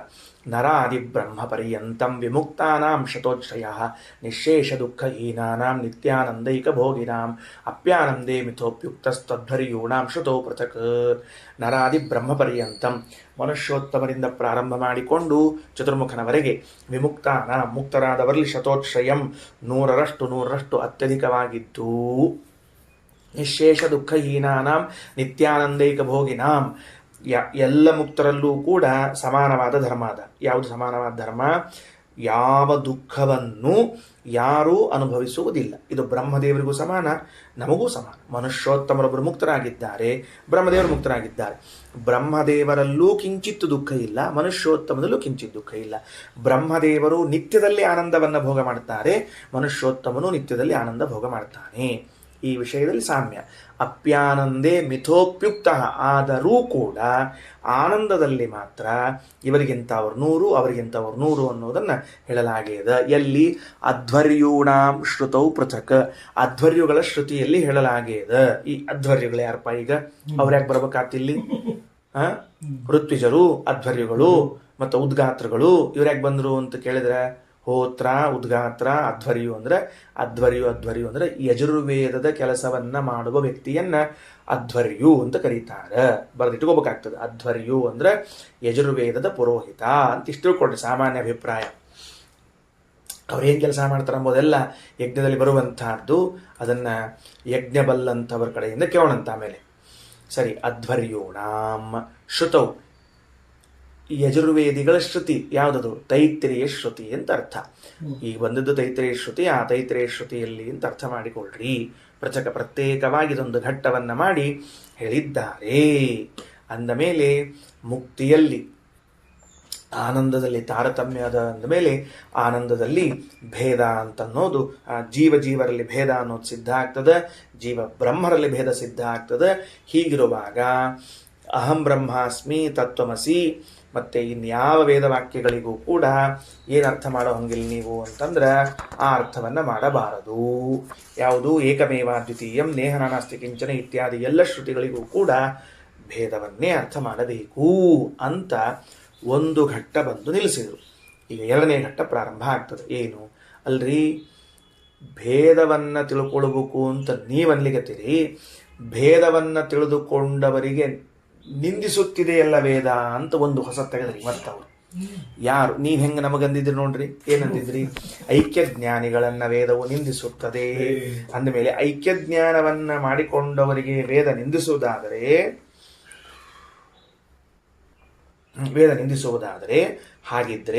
ಹಾಗಿದ್ರೆ ಮತ್ತೆ ಇದು ಏನೋ ಭೇದವನ್ನು ತಿಳ್ಕೊಂಡವರಿಗೂ ಕೂಡ ವೇದ ಏನು ಮಾಡ್ಲಿಕ್ಕೆ ನಿಂದಿಸ್ಲಿಕ್ಕತ್ತದ. ಅಂದಮೇಲೆ ಯಾವುದು ನಿಂದಿತವಾದದ್ದೋ ಆ ಅರ್ಥವನ್ನು ಹೆಂಗೆ ಮಾಡ್ಲಿಕ್ಕೆ ಬರ್ತದೆ ವೇದಕ್ಕೆ ಅಂತ ಈ ಪ್ರಶ್ನೆ.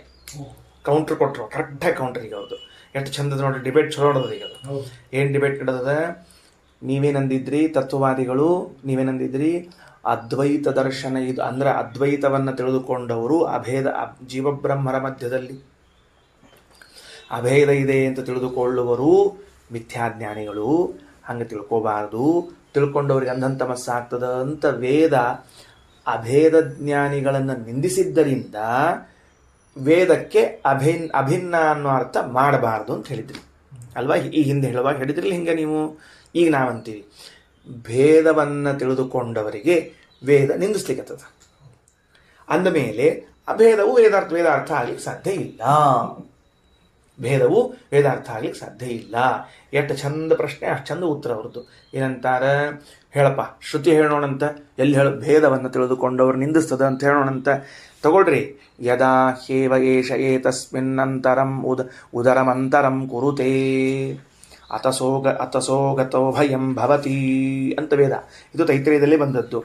ಯದಾ ಹಿ ಏವ ಏಷಃ, ಯಾವ ವ್ಯಕ್ತಿ ಇದ್ದಾನಲ್ಲ ಈ ಜೀವ ಅಧಿಕಾರಿ, ಏತಸ್ಮಿನ್ ಉದರಮಂತರಂ ಕುರುತೆ, ಅಂತರ ಅಂದ್ರೆ ಭೇದವನ್ನು ತಿಳ್ಕೋತಾನೋ, ಅಥಸೋ ಭಯಂ ಗತೋ ಭವತಿ, ಅವ ಆಗಲೇನೇ ಭಯವನ್ನು ಹೊಂದುತ್ತಾನೆ ಅಂತ ತೈತ್ರೇಯ ಉಪನಿಷತ್ತಿನಲ್ಲಿ ಭೇದವನ್ನು ತಿಳಿದುಕೊಂಡವರು ಮಹಾಭಯವನ್ನು ಹೊಂದುತ್ತಾರಂತ ನಿಂದನೆ ಮಾಡ್ತಾ ಇದ್ದರಿಂದ ಅದು ಹೆಂಗೆ ಅರ್ಥ ಮಾಡ್ತೀರಿ? ಕಲ್ಪನಾವಂತ ಹೇಳಿದ್ದೇನಂತ. ಹೆಂಗೆ ಕಲ್ಪನಾವಂತ ಹೇಳಿದ್ದು? ಭಾಳ ಚಂದದ.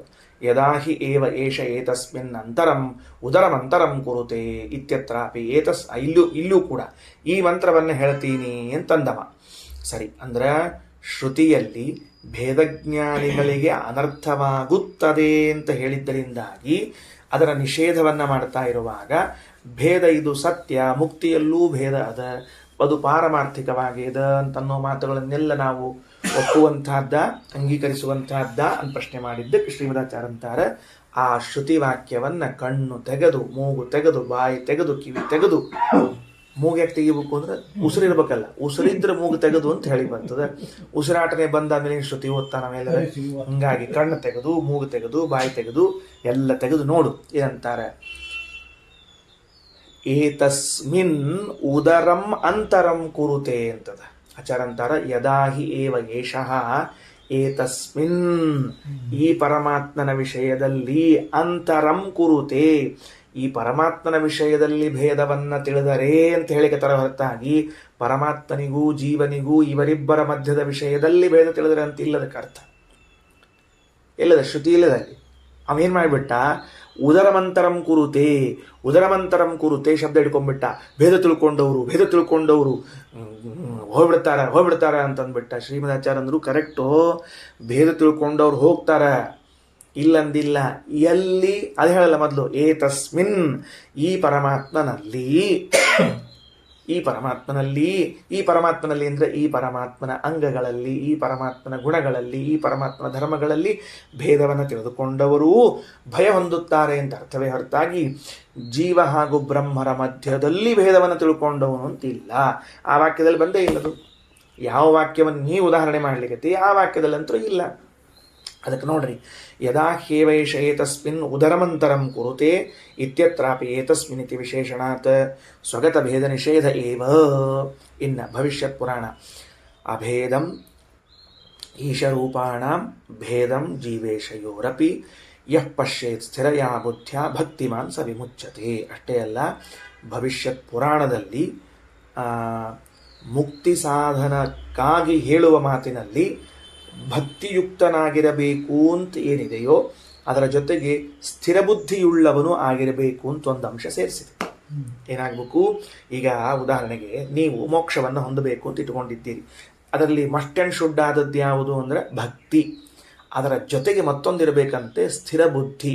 ಹೌದಾ, ಏನು ಸ್ಥಿರ ಬುದ್ಧಿ ಇರಬೇಕು ಅಂದರೆ ಈಶರೂಪಾಣ ಅಭೇದಂ ಜೀವೇಶಯೋರ್ ಭೇದಂ ಸ್ಥಿರಬುದ್ಧ್ಯ ಯಃ ಪಶ್ಯೇತ್.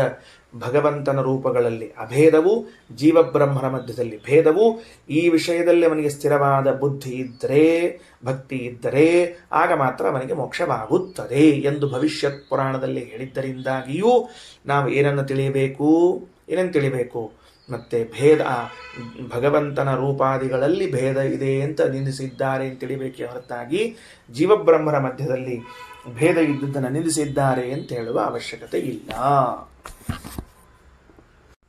ಮುಂದಿನ ವಾಕ್ಯದಲ್ಲಿ ಪರಂ ಜ್ಯೋತಿರುಪಸಂಪದ್ಯ ಸ್ವೇನ ರೂಪೇಣಾಭಿನಿಷ್ಪದ್ಯತೆ ಸ ಉತ್ತಮ ಪುರುಷಃ ಸ ಯತ್ರ ಪರ್ಯೇತಿ ಜಕ್ಷನ್ ಕ್ರೀಡನ್ ರಮಮಾಣ ಸ್ತ್ರೀಭಿರ್ವಾ ಯಾನೈರ್ವಾ.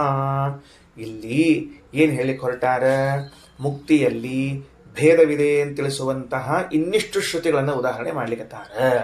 ಏನ್ ಮಾಡ್ಲಿಕ್ಕತ್ತಾರ, 1-2 ಸಾಲೋದಿಲ್ಲ ಅಂತ ಇಟ್ಟುಕೊಂಡು ಇನ್ನೂ 4-8 ಶ್ರುತಿಗಳನ್ನು ಉದಾಹರಣೆ ಮಾಡ್ತಾರ. ಹೌದು, ಏನು ಶ್ರುತಿಯನ್ನು ಉದಾಹರಣೆ ಮಾಡ್ತೀರಿ?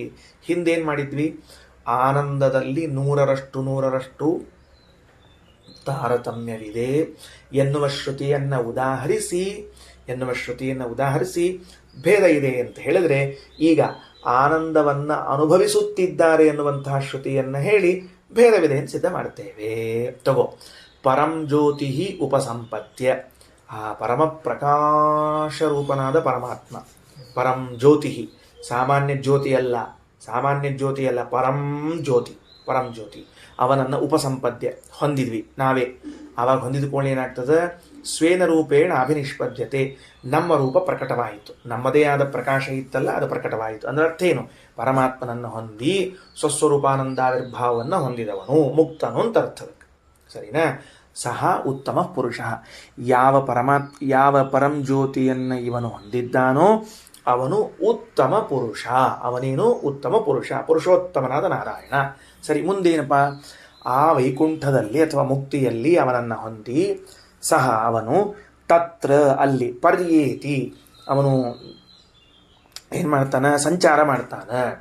ಜಕ್ಷನ್ ಕ್ರೀಡನ್ ರಮಮಾಣ ಸ್ತ್ರೀಭಿರ್ವಾ ಯಾನೈರ್ವಾ ಚಂದ ಉಣ್ತಾನೆ, ಆಟ ಆಡ್ತಾನೆ, ಸ್ತ್ರೀ ಜೊತೆಗೆ ವಿಹಾರವನ್ನು ಮಾಡ್ತಾನೆ, ಯಾನದಲ್ಲಿ ಹೋಗ್ತಾನೆ ಸ್ತ್ರೀಯನ್ನು ಕರೆದುಕೊಂಡು, ಹಾಗೇ ಹೋಗ್ತಾನೆ. ಈ ಎಲ್ಲ ವಾಕ್ಯಗಳೇನು ತಿಳಿಸ್ಲಿಕ್ಕತ್ತದ? ಮುಕ್ತನಾದವನು ಪರಮಾತ್ಮನಿಂದ ಒಬ್ಬನು ಭಿನ್ನನಿದ್ದಾನೆ. ಅವನು ಮುಕ್ತಿಯನ್ನು ಹೊಂದಿದ ಮೇಲೆ ನಿಯತರಾದ ಸ್ವಸ್ವ ಪತ್ನಿಯರ ಜೊತೆಗೆ ಎಲ್ಲ ಕಡೆಗೆ ವಿಹಾರವನ್ನು ಮಾಡ್ತಾನೆ, ಉಣ್ತಾನೆ, ತಿಂತಾನೆ, ಭೋಗವನ್ನು ಎಲ್ಲವನ್ನ ಮಾಡ್ತಾನೆ ಅಂತ ಹೇಳುವಾಗ ಇದು ಪರಮಾತ್ಮನಿಗೂ ಜೀವನಿಗೂ ಭೇದವನ್ನು ಹೇಳುವಂತಹ ಶ್ರುತಿ ಇದು. ತಳಗ ಏನದ ಮತ್ತೊಂದು, ಯಸ್ಯ ಲೋಕಂ ಸಮಾಸಾಧ್ಯ ಸ್ವರೂಪಮಭಿಪದ್ಯತೆ ಜೀವ ಪರ್ಯೇತಿ ವಿಷ್ಣುಶ್ಚ ಸಮೀಪೆ ತತ್ಪ್ರಸಾದತಃ ಯತ್ಪ್ರಸಾದಾತ್ ಸ ಪರ್ಯೇತಿ ಸ ವಿಷ್ಣು ಪುರುಷೋತ್ತಮಃ. ಈ ಶ್ರುತಿಯ ವ್ಯಾಖ್ಯಾನವೆನಿಸಿರುವಂಥ ವಾಕ್ಯ. ಯಸ್ಯ ಲೋಕಂ, ಯಾವ ಪರಮಾತ್ಮನ ಲೋಕವನ್ನು ಸಮಾಸಾಧ್ಯ ಹೊಂದಿ, ಸಮಾಸಾಧ್ಯ ಅನ್ನೋ ಶಬ್ದಕ್ಕೆ ಹೊಂದಿ ಅಂತ ಅರ್ಥ. ಸ್ವರೂಪಮಭಿಪದ್ಯತೆ, ತನ್ನ ರೂಪವನ್ನು ಹೊಂದುತ್ತಾನೋ. ಜೀವ ಪರ್ಯೇತಿ ವಿಷ್ಣೋ ಸಮೀಪೆ, ಭಗವಂತನ ಸಮೀಪದಲ್ಲಿ ಹೋಗ್ತಾನಿವ. ಹೆಂಗ? ತತ್ಪ್ರಸಾದಾತ್, ಆ ಭಗವಂತನ ಅನುಗ್ರಹದಿಂದ. ದೇವರು ಬಾಯಿಲಿ ಅಂತ ಹತ್ರಕ್ಕೆ ಕರೆದ ಅಂದ್ರೆ ಇವ ಹತ್ರಕ್ಕೆ ಹೋಗ್ಬೇಕು. ಅವ ಕರೀಲಿಲ್ಲ ಅಂದ್ರೆ ಅಲ್ಲೇ ಬಾಳ್ಯದಾಗ ಕೂತಿರ್ಬೇಕು ಇವ, ಎಣ್ಣೆ ಬುಟ್ಟ್ಯಾಗಷ್ಟ. ಅದಕ್ಕೆ ಅವ ಬಾ ಅಂದ್ರೆ ಅವ ಕರೆದ್ರೆ ಇವ ಹೋಗ್ಬೇಕು, ಇಲ್ಲ ಅಂದ್ರೆ ಇವ ಕರಿ ಹಾಕಿ ಕೂತಿರ್ಬೇಕು ಅಷ್ಟೇ.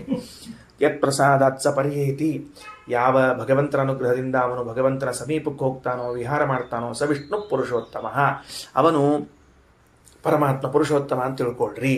ಮತ್ತು ಇನ್ನೊಂದು ಮಂತ್ರ, ಅಕ್ಷಣ್ವಂತಹ ಕರ್ಣವಂತಃ ಸಖಾಯ ಮನೋಜವೇಶು ಅಸಮಾ ಬಭೂವು ಆದದ್ನಾಸ ಉಪಕಕ್ಷಾಸ ಉತ್ವೇಗದ ಇವ ಸ್ನಾತ್ವಾ ಉತ್ವೇದ ದದೃಶ್ರೇ ಅಂತಿದೆ. ಇವೆಲ್ಲ ಶ್ರುತಿಗಳು ಏನು ಹೇಳಿಕತ್ತಾವ ಅಂದ್ರೆ ಮುಕ್ತರಾದವರೆಲ್ಲರೂ ಕೂಡ ಹೆಂಗಿರ್ತಾರೆ ಅನ್ನೋದು ಹೇಳಿಕತ್ತದ. ಮುಕ್ತರನ್ನ ಪರಿಚಯ ಮಾಡಿಸಿಕೊಟ್ರೆ ಪರಮಾತ್ಮ ಇವರಲ್ಲ ಅಂತ ತಿಳಿಬಿಡ್ತದೆ ನಮಗೆ. ಹಂಗಾದ್ರೆ ಪರಮಾತ್ಮನಿಗೂ ಮುಕ್ತರಿಗೂ ಭೇದ ತಿಳಿತದೆ. ಅಕ್ಷಣ್ವಂತಹ, ಏನು ಆಶ್ಚರ್ಯ, ಮುಕ್ತರಿಗೆಲ್ಲ ಕಣ್ಣವ ಅಂತ. ಅಯ್ಯಯ್ಯ ನಮಗೆ ಗೊತ್ತಾಯ್ತಿದ್ರು ಬಿಡು ಮುಕ್ತರಿಗೆ ಕಣ್ಣವ ಅಂತ ತಿಳ್ಕೊಂಡು. ಕರ್ಣವಂತಹ, ಕಿವಿಯವ ಅಂತ ಮುಕ್ತರಿಗೆ. ಓಹೋಹೋ. ಸಖಾಯ, ಗೆಳೆಯಂದ್ರಾಗಿದ್ದಾರೆ. ಮನೋಜವೇಶು ಅಸಮಾಹ ಬಭೂಹು. ಏನು ಅರ್ಥ ಮಾಡ್ಬೇಕು ಇದಕ್ಕೆ? ಇದು ಬೇರೆ ಕಡೆ ಆಚಾರ ಹೇಳ್ಯಾರ, ಮತ್ತೆ ಇಲ್ಲಿ ತಿಳಿಸ್ತಿರ್ತೀನಿ, ಹೇಳ್ತೀನಿ ಅಷ್ಟ. ಏನು? ಅಕ್ಷಣ್ವಂತಹ ಅಂದ್ರೆ ಕಣ್ಣಿದ್ದವರು ಅಂತಲ್ಲ, ಕಣ್ಣು ಇದ್ದದ್ದಕ್ಕೆ ಏನು ಪೂರ್ಣ ಫಲವನ್ನು ಪಡೆಯಬೇಕೋ ಆ ಪೂರ್ಣ ಫಲವನ್ನು ಪಡೆದವರು. ಇನ್ನು ನಮ್ಮ ಭಾಷಾದಾಗ ಹೇಳಿದ್ರೆ ಕಣ್ಣಿದ್ದದ್ದಕ್ಕೆ ಸಾರ್ಥಕ ಆತ್ ನೋಡು ಅಂತಿರ್ತ. ಕೆಲವರನ್ನು ನೋಡಿಬಿಟ್ಟು ಕಣ್ಣಿದ್ದದ್ದಕ್ಕೆ ಸಾರ್ಥಕ ಆತಿವತ್ತು, ಇನ್ನು ಏನು ನೋಡ್ಬೇಕಾಗ್ಯದಪ್ಪ ಈ ಕಣ್ಣಿನಿಂದ ಆತಲ್ಲ, ಎಲ್ಲ ನೋಡೋದಾಯ್ತಲ್ಲ ಅಂತಿರ್ತಾರೆ. ಕೆಲವರು ಬದರಿ ಕ್ಷೇತ್ರಕ್ಕೆ ಹೋಗಿ ಬದರಿನಾರಾಯಣ ದರ್ಶನ ಮಾಡ್ಕೊಂಡ ಮೇಲೆ ಅಂತ ದೇವರು ಕಣ್ಣು ಕೊಟ್ಟದಕ್ಕೆ ಸಾರ್ಥಕ ಆತ್ ನೋಡುತ್ತೆ. ಹಂಗೆ ಮುಕ್ತರಾದ ಮೇಲೆ ಅವರು ಕಣ್ಣು ಇದ್ದದ್ದಕ್ಕೇನು ಸಾರ್ಥಕತೆ ಪಡಿಬೇಕಾಗಿದೆಯೋ ಅದನ್ನು ಪಡೆದಿದ್ದ. ಕರ್ಣವಂತಹ, ಕಿವಿಯಿಂದ, ಕಿವಿ ಉಳ್ಳವರು ಅಂದರೆ ಕಿವಿ ಇದ್ದದ್ದಕ್ಕೆ ಏನು ಸಾರ್ಥಕತೆ ಪಡಿಬೇಕೋ ಆ ಸಾರ್ಥಕತೆ ಪಡೆದಿದ್ದಾರೆ ಅಂತ ಅರ್ಥ. ಎಲ್ಲ ಮಂದಿ ಮನೆ ಸುದ್ದಿ ಛಾಡ ಗೀಡ ಎಲ್ಲ ಕೇಳಿ ಆಹಾ ಕಿವಿ ಇದ್ದದಕ್ಕೆ ಸಾರ್ಥಕತೆ ಅನ್ನಬಾರ್ದು. ಮಹಾಪದ್ದ ಕೆಲಸ, ಮಹಾಪದ್ದ ಕೆಲಸ ಎಂದೆಂದೂ ಕೂಡ ಹಂಗೆ ಅನ್ನಬಾರ್ದು. ಕ್ಷಣ್ವಂತಹ ಕರ್ಣವಂತಹ ಸಖಾಯ, ಮೋಕ್ಷದಲ್ಲಿ ಇದ್ದವರು ಎಲ್ಲರೂ ಮಿತ್ರರೇ ಹೊರತಾಗಿ ಅಲ್ಲಿ ದ್ವೇಷ ಮಾಡಲಿಕ್ಕೆ ಅವಕಾಶವೇ ಇಲ್ಲ. ಪ್ರತಿಯೊಬ್ಬರು ಮಿತ್ರರು. ಯಾಕೆ ಮಿತ್ರರು? ದ್ವೇಷಕ್ಕೆ ಕಾರಣೀಭೂತವಾಗಿರುವಂತಹದ್ದು ತಮೋಗುಣ. ಸತ್ವಗುಣ ರಜೋಗುಣ ತಮೋಗುಣಗಳಲ್ಲಿ ಇಲ್ಲದೇ ಇದ್ದದರಿಂದಾಗಿ, ವ್ಯಕ್ತಿಗತವಾಗಿ ಇಲ್ಲದೇ ಇದ್ದದರಿಂದಾಗಿ ಎಲ್ಲರೂ ಪರಸ್ಪರವಾಗಿ ಮಿತ್ರರು. ಮನೋಜವೇಶು ಅಸಮಾ ಬಭೂವು, ಮನಸ್ಸಿನ ಸಾಮರ್ಥ್ಯದಲ್ಲಿ ಒಬ್ಬರಿಗೊಬ್ಬರಿಗೆ ಏನು ವ್ಯತ್ಯಾಸ ಇಲ್ಲ. ಏನ್ರಿ ಮನಸ್ಸಿನ ಸಾಮರ್ಥ್ಯದಲ್ಲಿ ಒಬ್ರಿಗೊಬ್ಬರಿಗೆ ವ್ಯತ್ಯಾಸ ಇಲ್ಲ ಅಂದ್ರೆ ಅರ್ಥ ಏನು? ಅಂದ್ರೆ ನನ್ನ ಮನಸ್ಸಿನ ಸಾಮರ್ಥ್ಯ ನಿಮ್ಮ ಮನಸ್ಸಿನ ಸಾಮರ್ಥ್ಯ ಒಂದೇ ಅದಂತ ಅರ್ಥ ಏನು ಅಂದ್ರೆ ನೋಡ್ರಿ ಶಬ್ದ ಹೆಂಗೆ ಬರ್ದಾರ. ಮನೋಜವೇಶು ಅಸಮಾ ಬಭೂವು, ಮನಸ್ಸಿನ ವೇಗದ ಮುಂದೆ, ಮನಸ್ಸಿನ ಜವ ಅಂದ್ರೆ ವೇಗ, ವೇಗ ಸಾಮರ್ಥ್ಯ, ಮನಸ್ಸಿನ ವೇಗದ ಮುಂದೆ ಅಸಮಾಹ, ಸಾರಿ ಸಮ ಅಲ್ಲ ಅಸಮಾನರು ಅಂತ ಹೇಳಿರ್ತಾರೆ, ನಾವು ಉಲ್ಟಾ ಹೇಳಿದೆ. ಸಮಾಹ ಅಲ್ಲ ಅಸಮಾಹ, ಮನಸ್ಸಿನ ವೇಗದಲ್ಲಿ ಎಲ್ಲರೂ ಅಸಮಾನರು. ಹಂಗಂದ್ರೆ ಏನರ್ಥ? ಅದೇ ವಿಷಯ ಸರಿಯಾದ ಶಬ್ದ ಬೇರೆ ಆಯ್ತು ಅಷ್ಟೇ. ಏನು ಅಂದರೆ ಸಂಕಲ್ಪ ಮಾಡಿ ಪಡೆದುಕೊಳ್ಳುವಿಕೆಯ ವಿಷಯದಲ್ಲಿ ಎಲ್ಲರೂ ಸಮಾನರಲ್ಲ. ಒಬ್ಬರ ಸಂಕಲ್ಪ ಬೇರೆ, ಇನ್ನೊಬ್ಬರ ಸಂಕಲ್ಪ ಬೇರೆ, ಅವರು ಪಡೆದುಕೊಳ್ಳುವುದು ಬೇರೆ, ಇವರು ಪಡೆದುಕೊಳ್ಳುವುದು ಬೇರೆ. ಅಂದ ಮೇಲೆ ಮುಕ್ತರಾದಾಗ ಪ್ರತಿಯೊಬ್ಬರೂ ಕೂಡ ಏನಾಗಿದ್ದಾರೆ? ಕಣ್ಣಿದ್ದದಕ್ಕೆ ಸಾರ್ಥಕತೆ ಪಡ್ಕೊಂಡಿದ್ದಾರೆ, ಕಿವಿ ಇದ್ದಕ್ಕೆ ಸಾರ್ಥಕ ಮಾಡ್ಕೊಂಡಾರ, ಗೆಳೆಯರಾಗ್ಯಾರ. ಆದರೆ ಸಂಕಲ್ಪ ಮಾತ್ರದಿಂದ ಪಡೆದುಕೊಳ್ಳುವ ವಿಷಯದಲ್ಲಿ ಎಲ್ಲರೂ ಸಮಾನರಲ್ಲ, ಒಬ್ಬೊಬ್ಬರು ಒಂದೊಂದು ಸಂಕಲ್ಪದಿಂದ ಪಡ್ಕೊಳ್ತಕ್ಕಂಥವರಾಗಿದ್ದಾರೆ. ಇನ್ನ ಆದಜ್ಞಾಸಹ ಏನದ ಶಬ್ದ ಅದು? ಆದಜ್ಞಾಸಹ ಅಂತ ಕೆಲವು ಕಡೆಗೆ ಅದ, ಆದಘ್ನಾಸಹ ಅಂತ ಕೆಲವು ಕಡೆಗೆ ಪಾಠದ. ಏನೇ ಇರಲಿ, ಅಭಿಪ್ರಾಯ ಏನು ಅಂತ ಕೇಳಿದ್ರೆ ಕ್ಷೀರಸಾಗರದಲ್ಲಿ ಸ್ನಾನ ಮಾಡಿದವರು ಅಂತ ಅರ್ಥ. ಹಾಲಿನ ಸಾಗರದೊಳಗೆ ಸ್ನಾನ ಮಾಡಿ ಎದ್ದು ಬಂದ್ರಂತ. ಆಹಾ, ಉಪ್ಪಿನ ಸಾಗರದ ಸ್ನಾನ ಮಾಡಿ ಎದ್ದು ಬರ್ಬೇಕು, ಗೊತ್ತಾಗ್ತದೆ. ನಮ್ಮಲ್ಲಿ ಕೂಸು ಹುಟ್ಟಿದಾಗ ತಲೆ ಮೇಲೆ ಸ್ವಲ್ಪ ಕೂದಲು ಕಡಿಮೆ ಇದ್ದು ಬಂದ್ರೆ ಸಮುದ್ರ ಸ್ನಾನ ಮಾಡಿ ಹುಟ್ಟಿದ್ ನೋಡಿದು ಅಂತ ಅಜ್ಜಂದ್ರು ಅಂತಿದ್ರು. ಅಜ್ಜಂದ್ರು ಏನಂತಿದ್ರು? ಸಮುದ್ರ ಸ್ನಾನ ಮಾಡಿ ಹುಟ್ಟೇದ್ ನೋಡಿದು ಅಂತ. ಯಾಕಂದ್ರೆ ಉಪ್ಪು ನೀರಿಗೆ ಕೂದಲು ಹೋಗ್ತಾವ, ಗಾದಿ ಮಾತು. ಇವರು ಕ್ಷೀರಸಾಗರದ ಸ್ನಾನ ಮಾಡ್ತಿದ್ರಂತ. ಆದದ್ಧಾಸಹ ಉಪಕಕ್ಷಾಸಹ. ಉಪಕಕ್ಷಾಸಹ ಅಂದ್ರೆ ಹತ್ತದಲ್ಲಿರುವಂತಹ ವನದಲ್ಲಿ ವಾಸ ಮಾಡ್ತಾ ಇದ್ದಾರೆ. ಉತ್ವೇ ಹೃದಯ ಸ್ನಾತ್ವ ಉತ್ವೇ ದದೃಶ್ರೇ.